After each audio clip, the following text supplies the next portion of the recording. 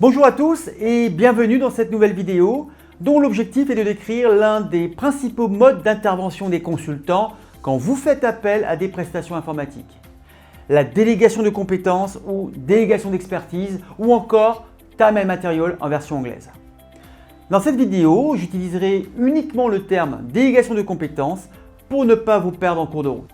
Il existe un autre terme, la régie informatique, qui est de moins en moins utilisé dans les systèmes d'information car il est souvent associé à certains risques sociaux et juridiques et plus précisément le prêt de main-d'œuvre illicite et le délit de marchandage.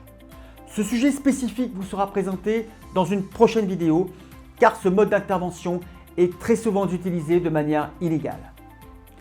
La délégation de compétences est le mode d'intervention le plus répandu dans les entreprises de par sa simplicité, sa flexibilité, son coût apparemment plus faible et sa rapidité de mise en œuvre. Avant de rentrer dans le cœur du sujet, et si ce n'est pas déjà fait, n'hésitez pas à cliquer sur le bouton s'abonner et activer la cloche. Ce mode d'intervention consiste à mettre en disposition chez le client des profils ou des consultants disposant d'une ou plusieurs expertises. Quelques bonnes pratiques doivent quand même être respectées, à savoir confier à ces consultants des tâches spécifiques qui doivent être réalisées en toute autonomie, et ce, sans intégration dans l'organisation du client, au même titre que le serait un salarié du client. Des livrables utiles doivent être régulièrement développés et fournis aux clients. Avant la crise Covid, les consultants intervenaient plus généralement sur le site du client. Pendant cette crise, une grande partie des activités étaient effectuées à distance, en télétravail ou dans les locaux de leurs propres entreprises. Une caractéristique très importante de ce mode d'intervention est que le prestataire est tenu à une obligation de moyens et non de résultats. Arrêtons-nous quelques secondes sur ces notions qui peuvent prêter à confusion. L'obligation est de moyens lorsque le prestataire s'engage à mobiliser ses meilleurs efforts et ses ressources pour accomplir la prestation promise, et ce sans garantie de résultat. Par exemple, les professionnels de santé s'engagent à tout faire pour soigner les patients, mais pas à les guérir.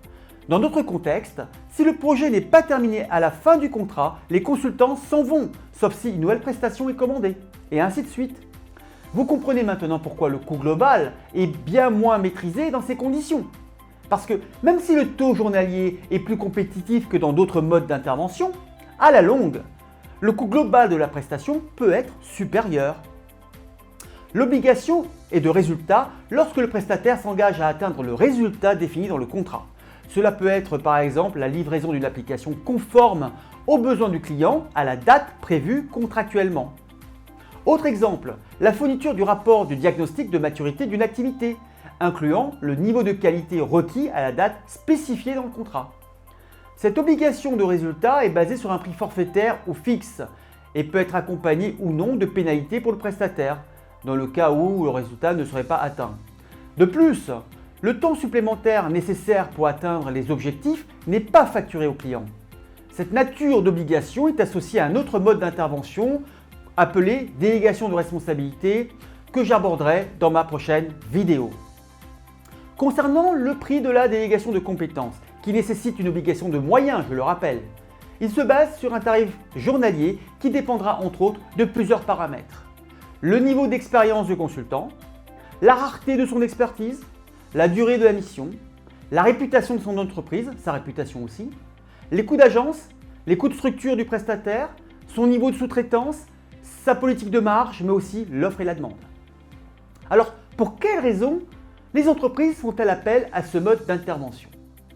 Tout d'abord, elles manquent très souvent de temps, de visibilité, d'anticipation et parfois, il faut le dire, de maturité dans le domaine de l'outsourcing. De plus, elles ont parfois le sentiment de garder le contrôle de la prestation, ou pire, du consultant.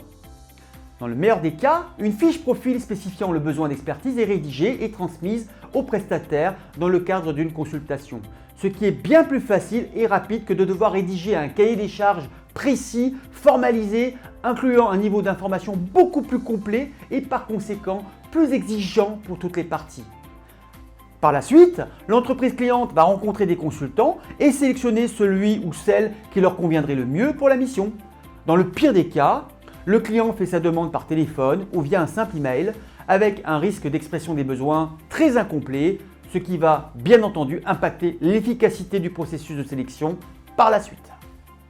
Alors, de l'expression du besoin jusqu'au démarrage de la mission, le processus formalisé peut durer en moyenne 2 à 3 semaines maximum.